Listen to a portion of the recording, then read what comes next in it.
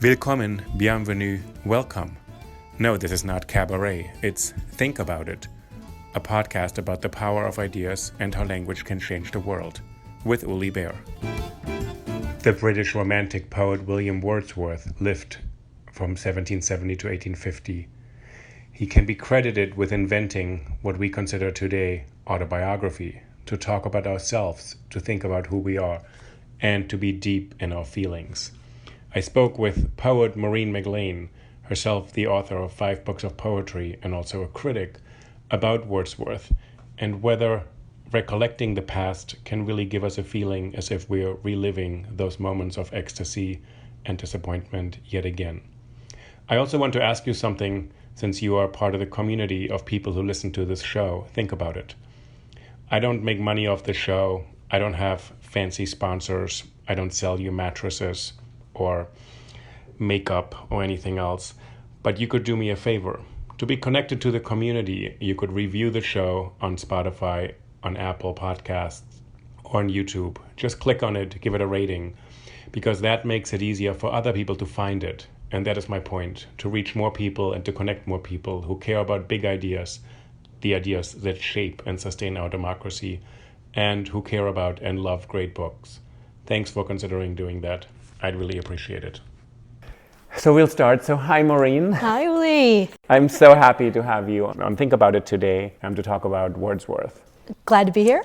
So I have been rereading Wordsworth, who's known to us as one of the great British Romantic poets, one of the poets most school kids are kind of afflicted by, have to read the daffodils and not incomprehendingly sit there and think, what is this about and why is he such an important figure? Right. So I thought I'd read a few lines from one of your poems from this beautiful book, Mrs. N, the serial, and there's a Wordsworth passage in here. You have a couple of Wordsworth passages, I think, that are more hidden or tucked away or kind of secreted. And I'll start reading this to you so you'll hear your own words.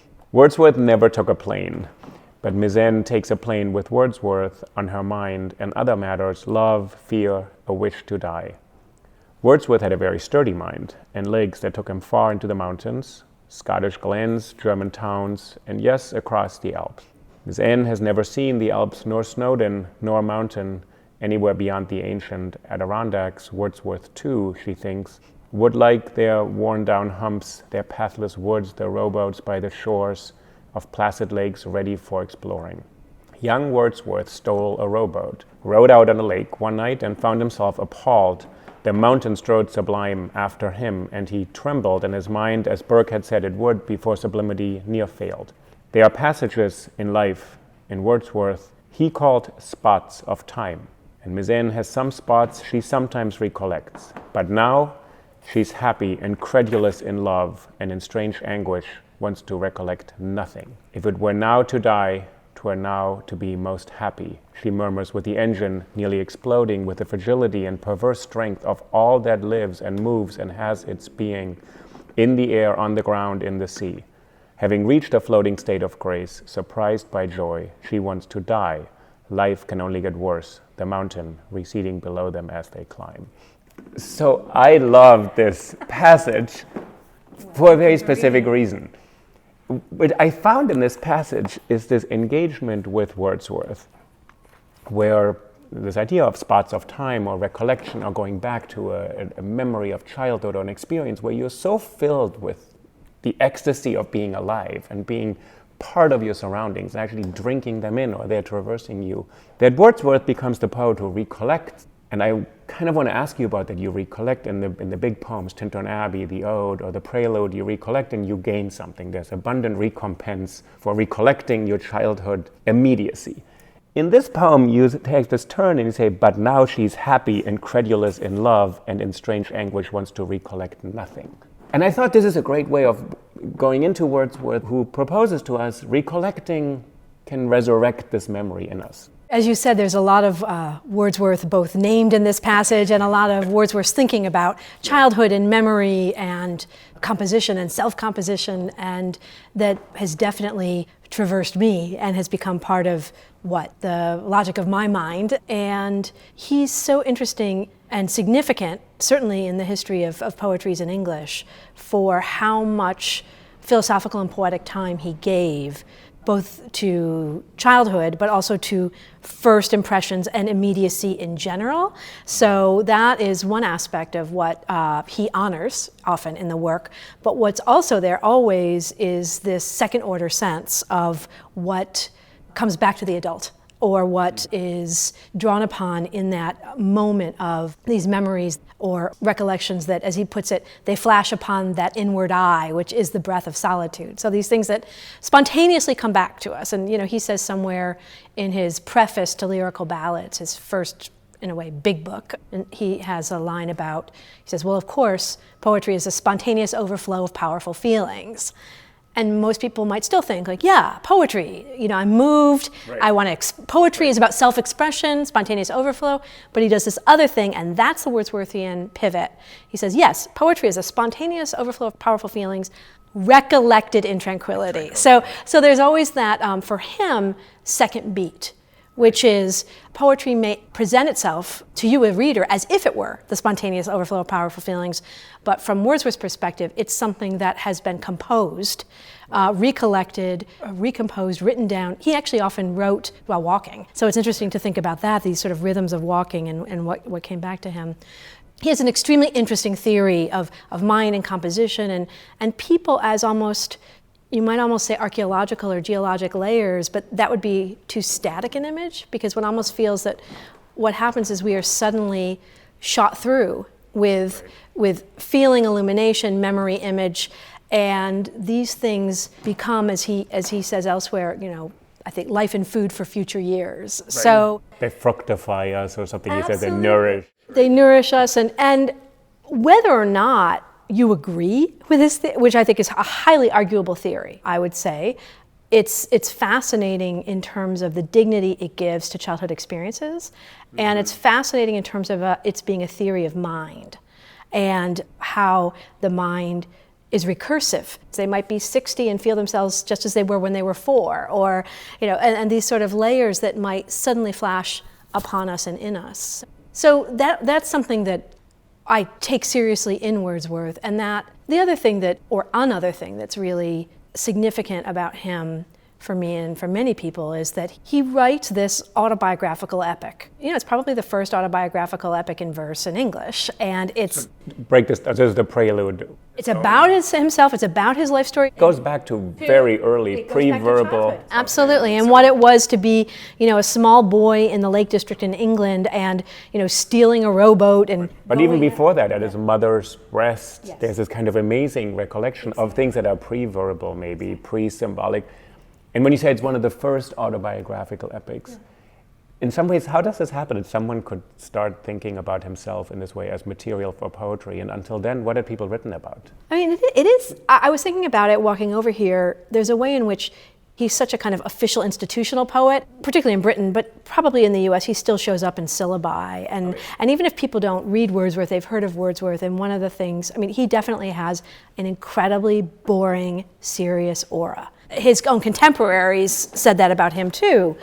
I think that's part of the, as it were, problem of Wordsworth. Right. But what's amazing is that for all of his high seriousness, he's also a poet of joy. But that's what I kind of find interesting. You said he's serious. He is an institution because he is the first poet to do something for us, which is, for us, meaning he gives us ourselves as material for reflection. And reflection to cover everything we've become, to go back to who we were, to know who we are today, and reflecting. So this epic unfolds as the story of his mind and of his life. Which is a deeply, deeply weird project in 1800. Right. For us now, if most people think That's about... all we do, actually. Right. If most people now think of, if you say to somebody you're a poet, they assume that you're writing about your personal experience. I actually think when people say, who are you? They say, where'd you grow up?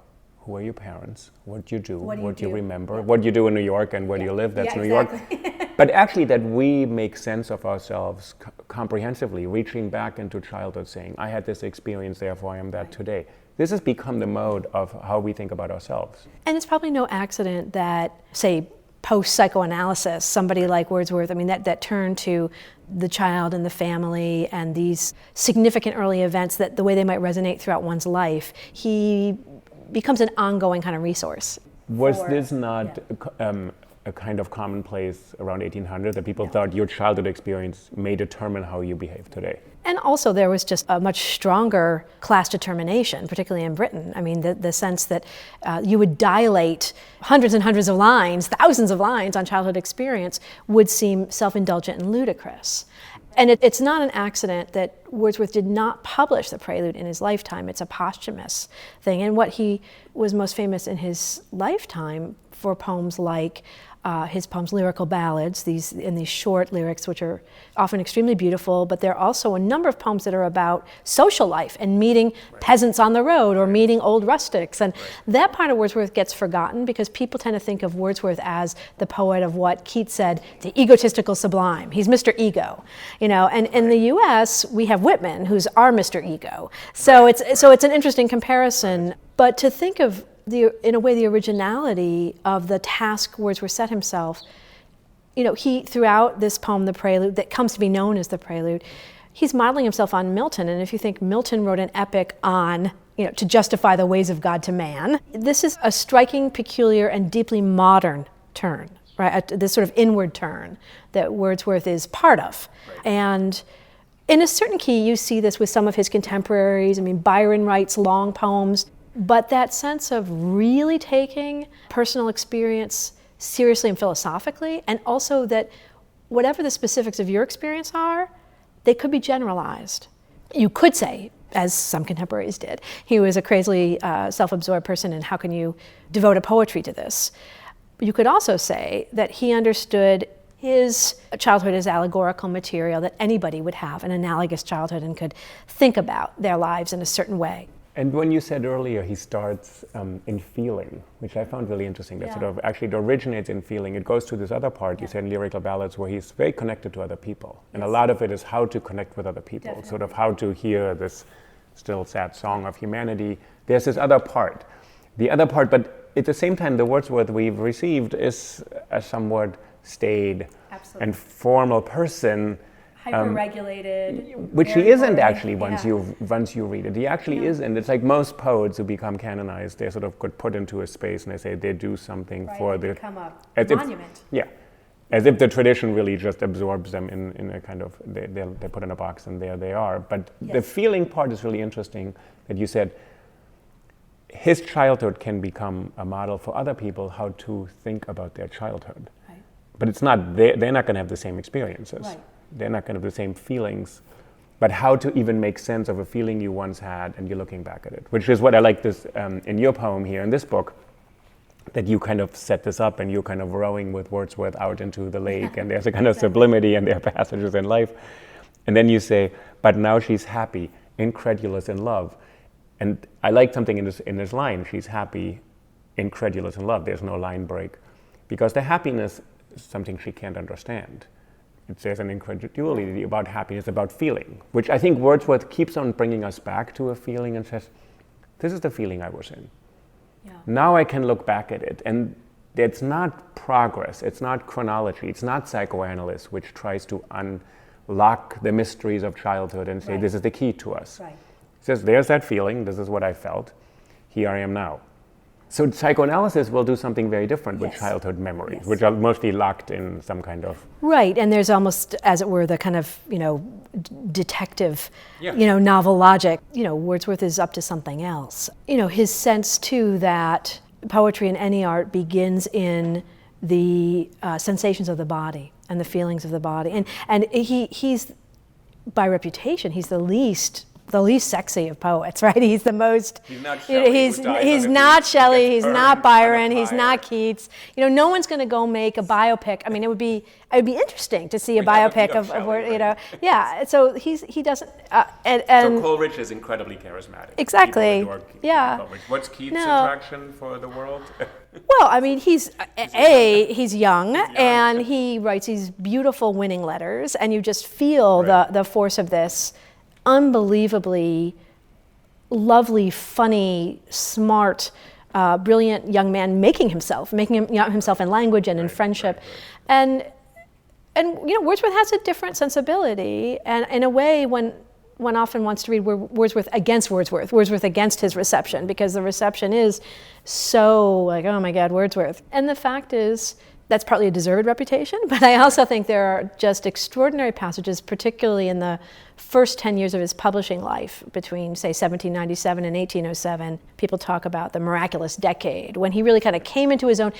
The story of Wordsworth is so much a story of kindling friendship. He meets Coleridge, they're literally exchanging stanzas, composing together as they're walking through the hills, and also with Dorothy.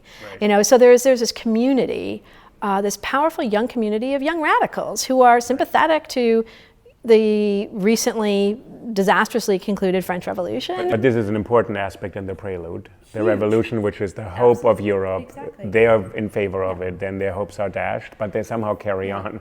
And Wordsworth is a little, he's a tricky one politically, depending on what your persuasions are. I mean, he has 2 books in the prelude devoted to what he calls residence in France. He's over in France, and he hears about, the death of Robespierre, and he's being taken around actually by a royalist officer, and is going there as a young Englishman who felt the brotherhood of man. And he was completely endorsing, fraternité, liberté, égalité. These were the virtues he too was espousing as a young man. Now he came to have a much more cautious relation to radicalism. So in a way, Wordsworth becomes this, for a lot of readers who go deep into Wordsworth, he becomes a kind of figure of disappointing liberalism.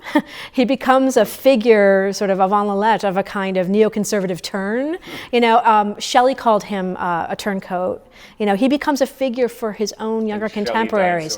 And Shelley dies very young. What Shelley would have. Exactly. I mean, Shelley, I think, is 29. Of course, there's a great romance in anybody who dies young. Exactly. But there's something, as you said, there's a kind of physical dimension in Wordsworth, which has to be glossed over for this story to really work. Yes. It's very interesting. It's very physical. And all of his memories are usually physical. He retrieves them. Right. He's rowing a boat. You get many, many passages of walking. As you said, you get this fascinating image of the babe suckling. He's also a really interesting open-air poet. There's a lot of, the prelude begins, there is blessing in this gentle breeze, right? So this idea that it's a poetry of the outdoors. And there's a reason why he has been significant for people who are interested in environmental readings and ecological readings of Romanticism, both because of the richness of the work and because of 200 plus years of reception. If I'm talking about him with students or with friends or with myself, I kind of want to reactivate the feeling sensing Wordsworth. But I felt like what you activated in this one passage, which is an obvious one because it mentions Wordsworth never took a plane, what you wanted to activate is this duality, not tension, but productive tension, that we want to be in the moment, and we also look back at every moment. And of course, all poetry is always tries to grasp the moment, but Wordsworth has a way of doing that without this kind of melancholic loss. We once lived fully, but now I look back at this and I'm no longer young. Or the kind of ecstatic, I'm going to lose myself to the moment and try to recreate it in the poem and end up giving you what Jeffrey Hartman, one of my teachers, called a kind of false immediacy. Yes. And so he's constantly dealing with mediation that I can't get to my own experience, of course, because the mind intervenes and language intervenes, but it's not a problem in a way. So I thought you activated this part to say, there's tension, but this tension can be opened up rather than we have to resolve it for either the past ecstatic memory, the experience, and today's memory of it. I think that is just really astute, and I think that is the kind of thing that he dramatizes again and again in some of the big famous poems, like the Ode, Intimations on Immortality, where that sense of the joys of childhood, they may have fallen away partly through education, partly through just the accretion of experience. But he transforms that. It isn't this sort of tragedy, melancholy of adulthood. It is a higher order pleasure. He wants to give it to us as a simultaneity. This was my big question reading this week. So in the Intimations Ode, in Tintern Abbey, there's a first pass, they're different, so the structures are different. So in the Ode, there's 4 stanzas where he's this child, everything was given to him. Right. He was able to experience the world. And then he didn't write the next part for quite a long time, right? There's a couple of years break, and then the next part, we are kind of asleep to the world in this kind of platonic way. We're in a cave, we'll never get access to the world again. And this is what I was trying to figure out, and that's what I really wanted to ask you.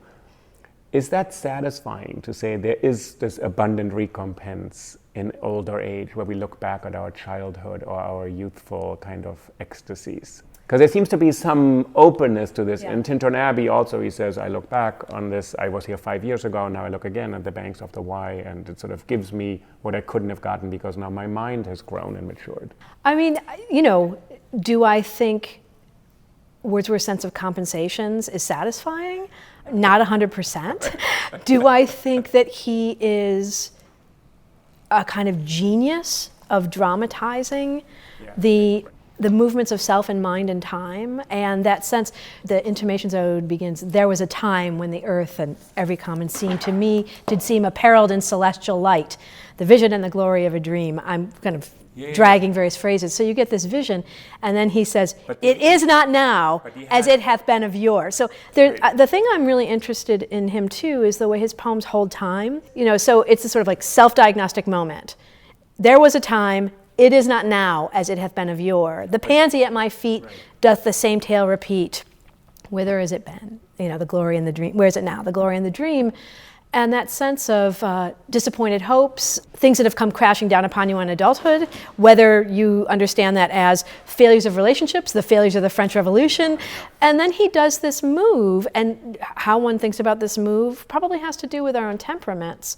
He, as you said, he put aside the poem after the initial 4 stanzas where he got to this crux. Whither has gone the glory in the dream? Whither has gone all of those upsurges of joy and that capacity for rich and positive feeling? It sits for a couple of years. And when he returns to this more general myth of our birth is but a sleep and a forgetting. The idea of, all of us pre-exist our birth and come into the world. And in a way, this is where you could see is a kind of, exactly. And that there's a kind of fascinating way in which the baby itself is coming with all of this capacity for the new, with all of this, I mean, he's secularizing a lot of Christian aura, but that sense of this myth, right, that kind of blissful holiness that babies are born with, it starts to dim, and yet we still have access to it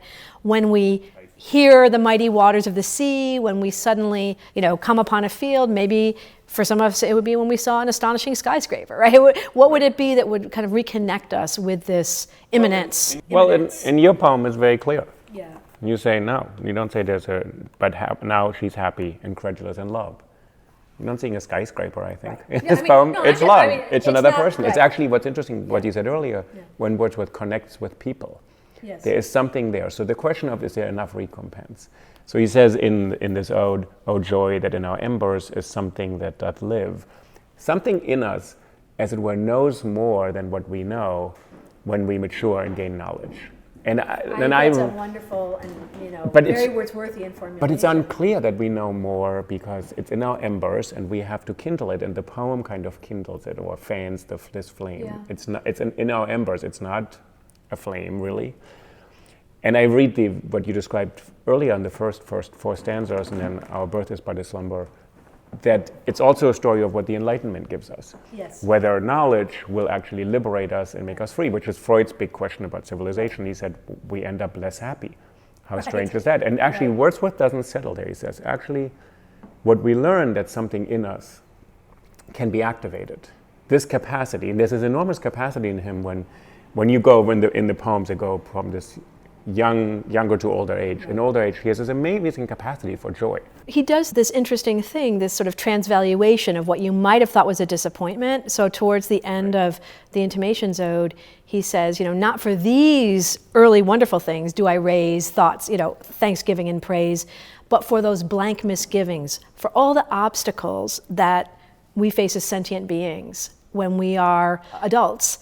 I want to praise those things, he says. Now, whether I think that's the way to go, obviously, I think there's a kind of power. Well, to go back to your earlier question, I think that the category of happiness isn't one that necessarily resonates with him as much. He does write a lot about pleasure, but when Wordsworth writes about pleasure, it often doesn't sound so much like pleasure. But he also does talk about, quote, a wise passiveness and a kind of wisdom. So again, I think that, Wordsworth is carrying some heavy water or doing some heavy lifting on behalf of the complexity of human development, and wanting to keep alive, as you said, a duality or productive tension between immediacy and overwhelming force of passions, whether they be sexual passions or anger or joy, absolutely.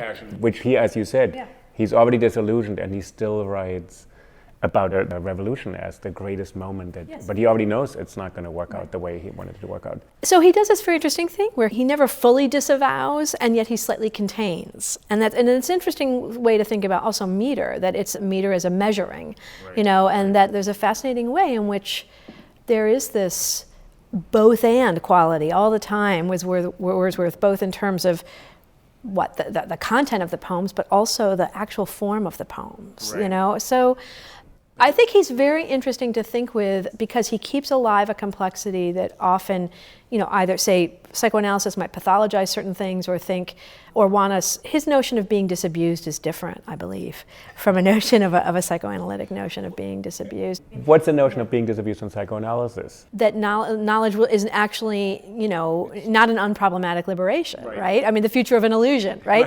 The Enlightenment, creates its own structures of illusion. And I do think there's something incredibly moving if you read, say, Wordsworth's essays on epitaphs. I mean, people really struggling to think about the afterlife, really struggling to think about the relationship among generations, really trying to think about futurity. I also think, and this is something that can kind of fall by the boards, but Wordsworth is committed, at least in theory, to the notion of a poetry of, quote, common life, and a poetry in common language. He writes powerfully against poetic diction, against highfalutin, language. And so while he might sound, to contemporary American ears, for example, formal and a little stuffy, he actually is writing what in that period would have been a kind of regularized literary standard English, a kind of common idiom. So what would he sound like in American English today? I mean, it's an interesting thing because I actually think there's an argument to be made about Wordsworth to Whitman, not in the sense of influence, but in the sense of if democratic modernity means art should be able to carry the experiences and the hopes and the common language of a community, then I think there's something, Wordsworth doesn't always do it, but that's what he says poetry should be doing. Because he has this idea of the poet as both special and typical. So he says, the work of poetry is a man speaking to men. It's not a higher, inspired Vatic. He's like, the poet is a man speaking to men. So it's not the Vatic role of the prophetic. Even though you do get scenes of that in his work, but it's a really powerful democratic gauntlet he throws down, that a poet is a man speaking, of course it's hypergendered, right? A man speaking to men. But if you polemically universalize that, I think, there's a lot in common with the Whitmanian, I celebrate myself and sing myself in what I assume you shall assume, and that reciprocity. Now, Wordsworth goes on to say, too, that the poet is like any other person. We have the same bodies, the same sensoria, but the poet has a more than usual organic sensibility. So he wants to say the poet is both like everyone else and yet has slightly more vibrating nerve ending. When you bring up Whitman, I want to ask you something. So Whitman also sings America into existence as this kind of polyglot, multivocal, diverse place to a point, right? Wordsworth is both a very, very British poet, but at the same time, what you just English. Okay, sorry. What you just okay. Sorry. All right. Although he does talk a lot about Britain and Britannia, okay, so we can English. actually talk about that. But what you just described is actually that he's opening up poetry to a more general humanity, 100%. because it's not classed, because he looks at beggars and vagrants. He, in Book 7 of the Prelude, he's in the city. It's this overwhelming canvas of humanity, really interestingly super global and diverse. It's actually like one of Rilke's elegies where he goes to the circus and there's all the attractions and it's kind of a circus. But this idea that he's opening up to a more generalized humanity versus to an English humanity. Because I wonder whether because American school kids have to read Daffodils, and not only Americans, people in Jamaica, people in India. Exactly. And I've always that talked to famous people. Thing with Jamaica Kincaid, Absolutely, which he talking said about basically what the fuck is a daffodil? The right? daffodils the winter, we don't have knocked winter the last in Jamaica. autumnal These are not flowers of our climate. the last autumnal crocus down, and I thought, oh, it must become winter now because there's some type of crocus that blooms in the fall. So she said, I was taught, and I knew more about the daffodils than any British kid, but I wasn't in England. Right. So the climate didn't quite work. So is it a more universal general humanity he's talking to, or is it the one that you want to stay in Cambridge and book 2 of the Prelude? Exactly. Right. I would maybe slightly reformulate the question, which is what he says poetry should do, or his hopes for poetry, is that it might be universalizable. Or, as he says elsewhere, to extend the domain of human sympathy, right? And that, so he talks a lot about, humans and common life. In actuality, of course, he's drawing on a very particular national, classed, hierarchized landscape and experience. I think that is a diagnostic tension. I think that tells us a lot more about the complexities of modernity than it does about whether Wordsworth should be kind of thrown off the bus or not. Well, I'm also interested when you said there's the specific and then the general. Yeah. Would there be any poetry that is not rooted in the particularity of the speaking subject? Right, exactly. Because Wordsworth gives us poetry about himself, right? So those ratios would be, I would say, different in a poet who traffics more in abstraction. I mean, again, there's never not going to be that oscillation.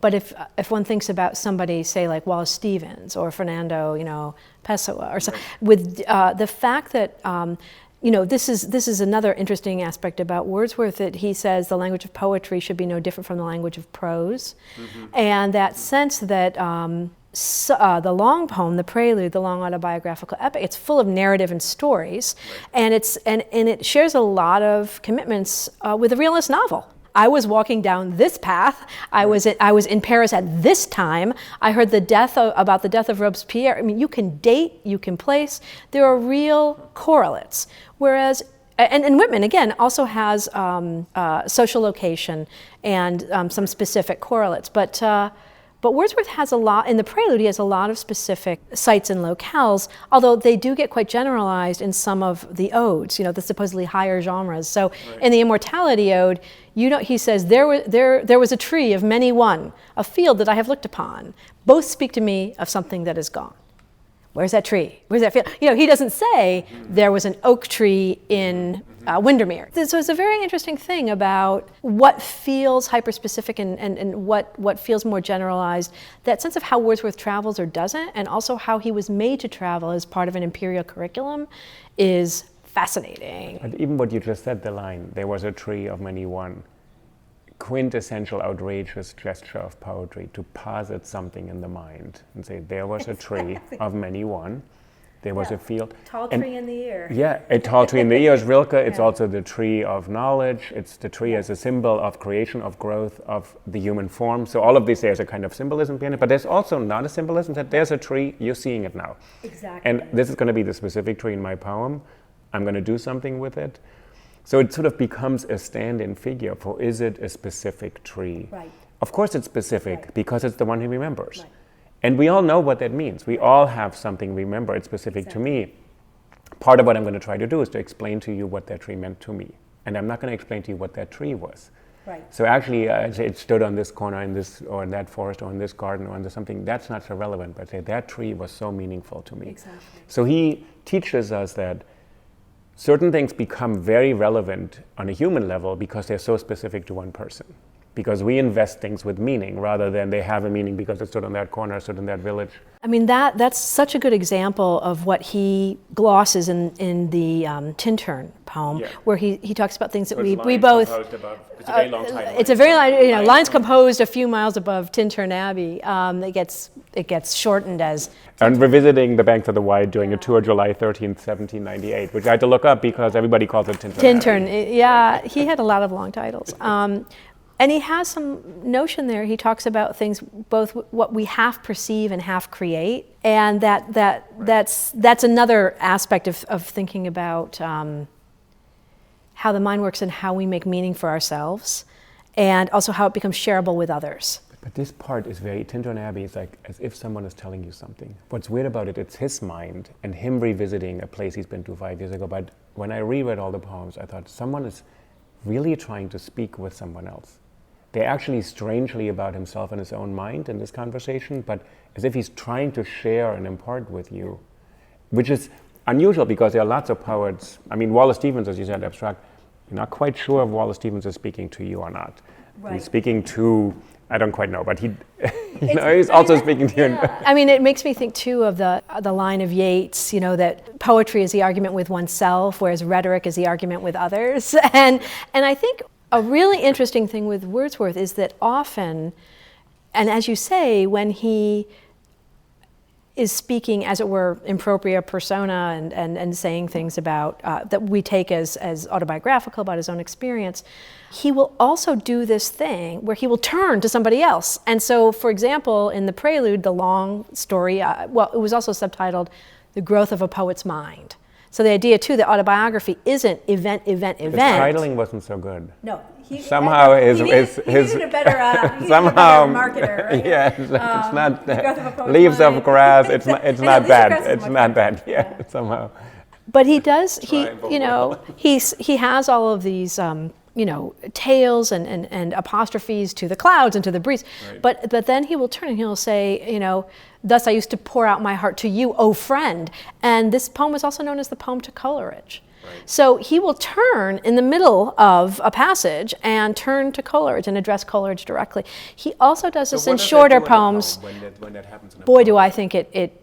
One thing it does is it super wakes you up as a reader, and you realize that it also creates an implicit drama, right? A drama of either a mobile mind. I mean, I don't know about you, but if I'm walking around, there's always that stream of whatever's going on in your head and whatever you're hearing, and then you might think of a friend, or you might think of a parent or a child, and it's sort of notes to them, and he builds that into the poem, and he does this amazing thing in Tintern where you get all of his own feelings about returning to a place 5 years later and the change in his perception. Then he suddenly turns to his sister, and you, younger than I, are now in the first flush of all of your feelings, and so you are to me a second self. He says, carrying and experiencing what I did, at an earlier point of my life. And it's a very interesting move. He does a similar thing in lyrical ballads where he will include conversation. The poem, part of the matter of the poem is staged as a conversation with an old huntsman or an old man going to the seashore. So I think the fact the poems as social encounters often drops out in accounts of Wordsworth. Often people think that he's a poet of nature, he's a poet of childhood, he's out there addressing trees and birds, and it's like that's not false, but he's also always out on the so-called public way. Right. He's always presenting himself as if, as walking on various roads, meeting vagrants, meeting people of other class positions. Now, this doesn't mean he's, some radical Democrat proto-communist at all, but it does mean that he's interested in making poems out of complex social encounters. And one of the things I really like, or I feel like I've learned in thinking and reading, thinking about and reading Wordsworth, is that sense that inner and outer are permeable. It's not like there are poems of consciousness and poems of social encounter. They are in the same space for Wordsworth. And I think too often that gets amputated in our senses of literature and of poetry. I remember reading the first lines of Tintern Abbey in a class with Jeffrey Hartman, actually, which is a nice way to remember him by. And I showed you, I have all those little notes there. And so the first few lines, and he taught me something there about poetry, what you just said, it opens up something with other people, it also opens up time. So the first lines are 5 years have passed, 5 summers with the length of 5 long winters. And Hartman said, look, it's 5 years have passed. We know that means 5 summers and 5 winters, but the line opens up space and time for us. By saying 5 years have passed, 5 summers with the length of 5 long winters opens up the space of 5 long, as if we're now entering into time opening up. And Hartman said this is what the poem can do. It opens up time. Yes. And it's not looking back at this lost moment. He said 5 years have passed, and then he says 5 summers with a length of 5 long winters, obviously. Right. But there's nothing obvious that time can be opened up by us. And the subjectivity of our perception of time. I mean, the incredible weirdness of the opening. I mean, the fact is, the poem is always present. 5 years have passed. Right now, 5 years have passed. Right. When you were reading with Jeffrey Hartman, right then, 5 years. So the time of the poem is imminent, right? So we're plunged into it. 5 years have passed with 5 summers with the length of 5 long winters. And that is a weird way that the poem keeps time. And then he says, and again I hear. And you're sort of thinking, wait, where are we now? Exactly. 5 years have passed from when? Again, something happening, I hear in the present. Right now. So he's opening up. Exactly. And what you said, we don't live in the present all the time, actually. I think Wordsworth does in a good way. We're not melancholic and mournful for the past, but of course, what we're doing right now also makes us recollect, or it echoes certain things in the past. And that deepens it rather than weakens it. There's a sense in which my original question was, is there a loss because he doesn't have what his sister now has, this immediacy, the first time there? I think the poems acknowledge the loss. I think there is I think the poems are partly feeling out the loss, and also feeling out, he's a great poet of adverbs, and so you get a lot of the yet and the still, and it's like, what remains to me yet, even though those first glorious, unconscious attunements with nature and with pleasure have fallen away. What remains to me yet? And so I think that the poems hold the complexity. There's also a part where he just said unconscious attunements. I thought, well, that's a lot of syllables. Sorry. No, in a good way. And I thought, but a lot of it is also him recollecting all these terrible things he did, all these lawless things, and he sort of went kind of wild. He was kind of a wild kid, and there's something about the kind of violence or this kind of ruthlessness he had. So in some ways, he wasn't just attuned with nature, looking at how beautiful everything. He was very much of a boy's boy. Oh yeah, and that whole thing about the kind of going hunting, stealing and raiding a boat, the nests, raiding nests, and like birds, and he sort of cheats basically in other people's traps, and then he steals a boat, and then he goes nutting and he ravages this tree for no reason. He said, I had enough nuts for the last lifetime, and I kept on just going. So there's a kind of weird openness to nature where he says it could also become really uncontrollable. Yes. So ecstatic doesn't just mean he's a nature poet the way he walks along the curated landscape. No, this isn't like New Age. No. This isn't a kind of... This isn't a walking tour of the Lake District. No, this is not, and that wildness gets lost, I think, in Wordsworth. And no, he gets pacified. I mean, he partly self-pacified, but he gets pacified in reception, and it'll be, like nice little pastoral scenes with birds. And actually, he has, figurations of, violating plants, like super sexually violent images, and he does want to think hard about, what now some people would call negative affect, right? He wants to think hard about desire and lawlessness, and yet there's still a sense of possible harmonies with the cosmos that I think keeps it under control in a way for him. I don't think this is a poet who fully goes down the full route of the possible nihilism of desire at all. I think that was held elsewhere in the blankness of possible mountain faces, the problems of divinity. I don't think that he found that. I think that's a kind of Satanism. In that period, they would have possibly call it. That was something that, say, Byron was much more alert to. There is a question of, is Wordsworth actually alert to the problem of evil? It's interesting that you say that he's not open to the nihilism of desire. In both of your the 3 books, This Blue and then the serial, you talk quite a bit of being on the edge of something. That's a very funny poem, actually, that I won't read right now. It's a very sexual poem. It's very funny, I think, and you're sort of on the edge, and you're like, I didn't know what was beyond it. So I was on the edge, but I didn't know what an orgasm was, something. It's a very funny poem because you say, but the nihilism of desire would be not memorable. We wouldn't know it even. We fall into it, as it were, sort of Right. We would drop into it and we would be completely engulfed in this ecstatic experience, and we wouldn't come back out with a memory of it. It would be traumatic in psychoanalytic terms. Right. So we would know. So you're saying, yeah, I'm on the edge, but I don't even know. I'm just going to say yes because probably, but if I were on the edge, I would no longer be on the edge, I would have fallen in. Right. Which is actually what Wordsworth, what you're saying, he probably doesn't have that, but it's there as a... It's definitely there. Because nature is also not tamed or benevolent. It's actually not what we want it to be, which is this great life-giving force. He writes really interestingly about fear, too, and being afraid, and he has a sense of the sublime as something that is about forces which annihilate our minds, too. And I think he's really good on that, you know. And so it's not all about cheerful consciousness at all. There's a passage, a stanza in your book, This Blue, which I heard something in Wordsworth in there, and you say, what I'm looking for is a golden bowl, carefully repaired, a complete world sealed along cracked lines.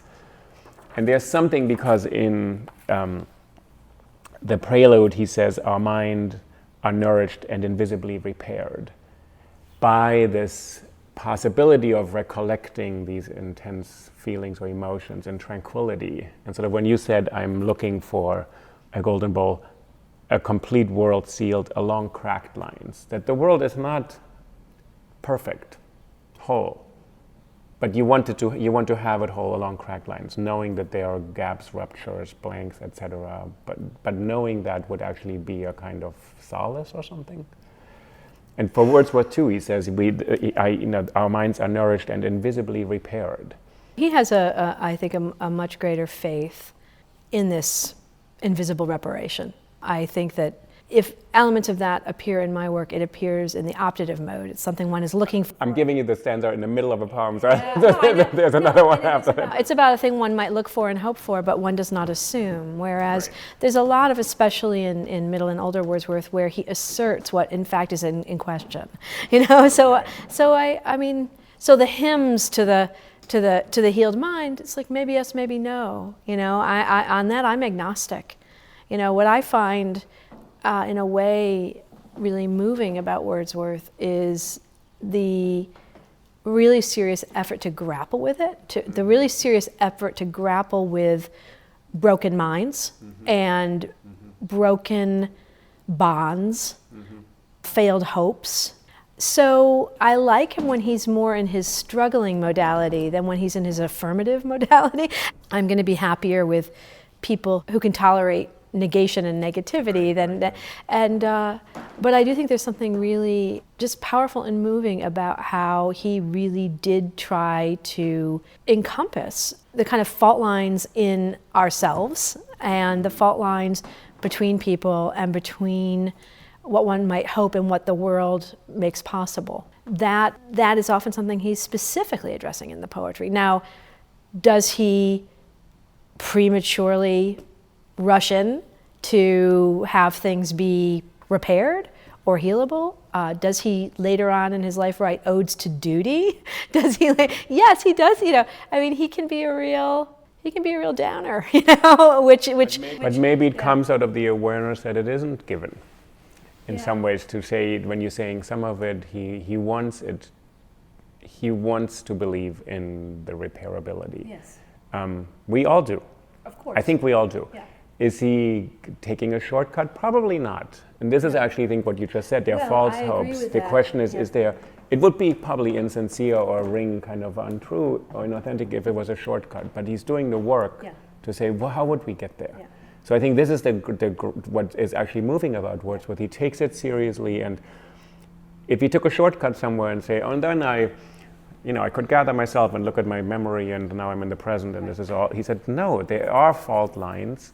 And what I'm trying to do is really be very attentive to these fault lines. And it's, I think also how I hear your question is sort of saying, do they make us deeper? Do they make us better? They're just what we experience. It's not totally given. It's sort of a Blakean question. Does experience make us more profound than innocence? I don't know. Right. You know? Right. So I don't think he gives you that answer, that the fault lines, the cracks in the wall are something we want to really forget and gloss over. I don't think he does at all. No, we can't. First of all, we can't. All the poems open up. Exactly. I mean, that's the that is, the material of a lot of the work, particularly in the prelude. We're pivoting among a bunch of different areas, but yeah. But it seems to be this is a central concern of his other poems, as you said, where he maybe, and I wouldn't call them shortcuts, where maybe he's trying to do something else. He really wanted to write, or he had this whole plan of writing, the great philosophic poem. He was going to write The Recluse. And it's interesting because he never quite delivered on The Recluse, and what he's most known for at this point probably are a number of the shorter poems that are astonishing and lodge in your ear, and these strange Lucy poems, these sort of supernatural poems, and then some of the lyrical ballads, some of which showed up in school books and schoolrooms, and then the prelude as this very long autobiographical epic. And as one of the antechamber to The Recluse was this poem he published in 1814 called The Excursion, and it famously got this review that began, "This will never do. This will never do." And, That's what one of his contemporaries said? Yeah, that's what Francis Jeffrey, this kind of fabulously cranky This will never do. This will never do. So... who is named, let's just say that we do not remember, but we do remember Wordsworth. Yes. Just sort of for some poetic justice that actually this reviewer, what was his name, who said this will never do, is largely forgotten outside of academia. Yeah. But it is a good line, right? Yeah. If not, maybe it's a good line, yes. So, and what did he see as a problem with that poem? I think, he and many others, they thought it was ponderous and labored and didn't take wing, and that things got so burdened with what Wordsworth wanted philosophically to deliver, that that part of him that was didactic started displacing other slightly brightening elements. So I think that they just. One of the things that's kind of fascinating about Wordsworth too is how much he courted the ludicrous. He was willing to. He was, and a lot of, because he wrote these poems and lyrical ballads. A poem like, say, for example, "The Idiot Boy," or these various poems, and other critics of his milieu and class were saying, this is actually idiotic and it's a form of slumming, and why are you writing about these sort of low customers? It's a completely bogus move. This is not their diction, but it's mine. And so it's very interesting. He activated other people's resistance because he wanted to have these poems of cross-class social encounter, and he also, his whole theory of poetic diction and that there should be a common language, Coleridge later on took him to task and said, look, Wordsworth is best when he's writing in his own voice. We don't want to hear Wordsworth, all of his claims about writing in the selection of the language of rustics, i.e., peasants or farm laborers, working class people. This is a really weird thing that Coleridge says. This is a really odd theory that in fact is inaccurate to Wordsworth's own practice. And who cares about rustic language? Let's just do it in Wordsworth. He raised a lot of hackles in both some of his poems, and then he became, of course, this Victorian monument, and he was endlessly editing his own works. He took a government position as the distributor of stamps in Westmoreland. He's like the Goethe of England. Who takes a government position, who endlessly edits his works, and who raised a lot of hackles with different things, and at the same time is assigned poor school children are afflicted with reading it.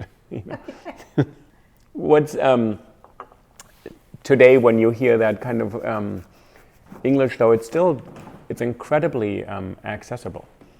And so he did something to the English language that actually opened it up, probably in a way that high poetry could speak in this way.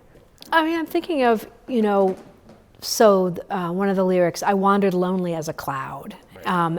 And now that's not a thing you're probably going to hear, walking down the Bowery, but he has a number of poems where it's not like you feel like you're teaching in translation, where often things from 1800 can feel like you are teaching. And of course you are teaching in different kinds of cultural translation, but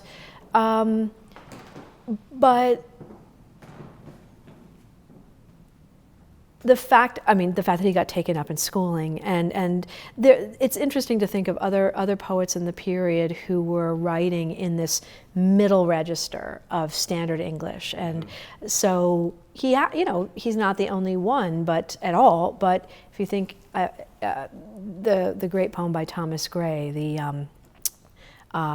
ode, the churchyard, the elegy in a country churchyard, and it begins, "The curfew tolls the knell of parting day." Now, that's probably a pretty esoteric line for us. We don't have a curfew bell tolling the knell of parting day. But it goes on in what for the period was a fairly general, accessible zone of a newly standardized English. Some of his other poems were much more ornate, with a much more elaborate diction, and they would have personifications marching along, and they would seem instantaneously hyperliterary and dated. Okay. And so some of Wordsworth still hits, some of Whitman can still hit a bandwidth of English, even though it'll still seem a little, Right. Yeah. But the idea that one would write out of a potentially common idiom, you could argue that people are writing Wordsworth all their lives and not knowing it, right? Theoretically, if not, there's a strong argument to be made, a counter argument, which is the kind of false tyranny of accessibility. It's like, so why should poetry be written in common language? False tyranny of accessibility. Yeah, it's like, so it's just because accessibility also means a certain kind of value or standard, and it sort of imposes that on. Some people might want a poetry that is filled with, weirdness and surreality and strange sonic effects, and so somebody like Wallace Stevens can be filled with all this jingle jangle. Right? It's like, what is he saying? Right. Whereas if a lot of U.S. poetry is written in a kind of shared language as the realist novel. I also think it's interesting when you said the false tyranny of accessibility. That's maybe a political concern, yes. Sociological concern. There's another issue when Wordsworth talks about having very deep experiences and then trying to assess what the meaning of those experiences is later, because they don't have an inherent meaning in some ways. Sometimes actually the reflection upon them allows him to say, what was the meaning of this to me? It's not the meaning came ready-made with its meaning. Right. It's dynamic. It's dynamic. And by looking at 5 years ago, I was this person, now I'm that person, that is actually part of what the meaning is. It isn't just the meaning was there, now I can grab it. That maybe I don't want a very deeply felt experience to be rendered into, because maybe that's not how I experienced it. Maybe it was actually very particular and special. This is why when I go back to the poem I opened with, when you say, but now she's happy, incredulous in love. You don't want to translate this incredulity into accessible language that I can share with you, because part of it is it's not totally available to us. Right. So if poetry gives you the illusion, it all can be rendered into language and anybody can share, that's not what that experience was. So there's a certain sanctity to experience, or a certain preciousness or trauma, whatever word you want to use. If it's always translatable into what everybody can understand, that's maybe not capturing that then. That's again, I think of, is it Wallace Stevens who says the poem must resist the intelligence almost successfully? But there is something, I think the poet Susan Howe has talked about poems coming out of a silence, or poetry coming out of a silence, and that sense of the kind of sanctity of the uncommunicable is, I actually think Wordsworth, he talks about underpresences, and for all of his really elaborate discursive dilation on all kinds of things, I think there is a sense of the irreducible, and we all might have an experience of the irreducible, but we might not be able to fully communicate. We can index it, but we can't communicate it. And I do think I have clearly I have been a reader of Wordsworth in different keys for more than 25 years. And so, and it's interesting to reread Wordsworth, and it's like, 25 years have passed, 25 summers with a length of 25 winters. But there's a sense too that, I have a kind of profound and ramifying ambivalence about Wordsworth. I feel like, and in a way, why not? I feel that way about a lot of poets who have mattered a lot to me. I can be both repelled. You have a whole book. It's called My Poets, and there doesn't seem to be an ambivalent free zone. The other ones, exactly. You mean the other ones get sublimated into pleasure or Wordsworth is sort of. There's a lot of what now I would call in a kind of post-psychoanalytic, there's a lot of superego in Wordsworth, and there's not a lot of it seems, and if you want to talk about the ratios, and again, it's not an accident that Keats diagnosed Wordsworth as sort of one afflicted with the egotistical sublime. Because I read it first also, 30 years ago, a long time ago, and I felt it was giving me hope that actually getting older is not such a despairing thing. That actually I thought, you used to be so alive, and then of course we also know when you're young, you don't even know you're alive, all of that cliche. But I actually thought there was something kind of, and it didn't seem fake. It didn't seem he's selling me a bill of goods and saying, age and maturity and knowledge will give you abundant recompense. He actually thought, no, actually there's something else. You actually know the scope of experience. And it doesn't take, it changes, it's not the same. It's different and it could be good in a different way. So I actually thought there was something kind of hopeful that my ambivalence, I was kind of heartened by it and thought, and it's interesting when I reread Hartman, so the unremarkable Wordsworth and the first book, and then Bloom, and Bloom calls him a canonical poet, canonical memory in a chaotic age. We have no more orientations, and he says, but he gives us what we can remember. He is our Hermes, he's our guide to what we can remember. He said he establishes memory as a key in an age where there's no guidance. A really interesting kind of argument. And Bloom says, I misread Wordsworth when I was young, which Bloom says all the time because Bloom has been getting, so, but in some ways I felt there was something heartening to say, you getting older is not so terrible. I actually think this points to something too, that Wordsworth's writing is part of a kind of broader, what we might call a wisdom tradition. I actually think it's part of a broader tradition, and one can feel coerced by that at times. One can also feel heartened by it, and I do think that he is a really tremendous poet of earned complexity. I do not think, at his best, he gives you, shortcut consolations. I don't think, and I find that very admirable, and also a kind of complex solace, and part of it too is, it used to be uncontroversial that people went to poetry, in Horatian terms, to be delighted or instructed, and a lot of times, if as Keats said about Milton, we resist those things that have a palpable design on us. If we feel we're being hectored, right? It's like, oh no, but it's, it's fine. You have the philosophic mind now that you're an adult, and you know how you have proportion, and you know how to place these experiences. So that can feel like a kind of disciplinary move, and at other times it can be companionable. It can feel like, and so I often feel, I'm always just surprised when I reread Wordsworth because I have different reactions. Sometimes I feel, oh my God, now we're going to have another hymn to the wind right after we got to a very difficult moment in something about, the mother's death, or, a farmer displaced from his land, and you can feel like there is something.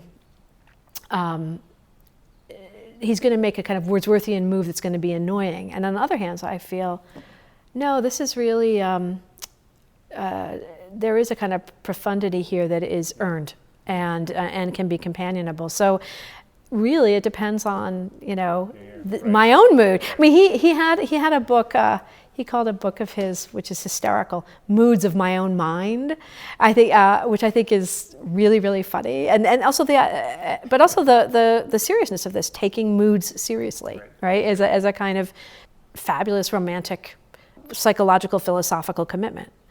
So I think he's interesting in that key as well. But I like it as a kind of companion. Yeah. That there can be an ambivalence, but you say he's going through it with you. Yeah. It's a nice way. Okay. Thank you very much. Thank you. I'm going to look for the hymn to the wind now after this. So I really want to thank you for joining me today. Well, thanks for having me. And I hope to have you back on for another one of your poets. Well, you got a lot of little windows into some of them, but thank you. Thank you very much. Thank you very much.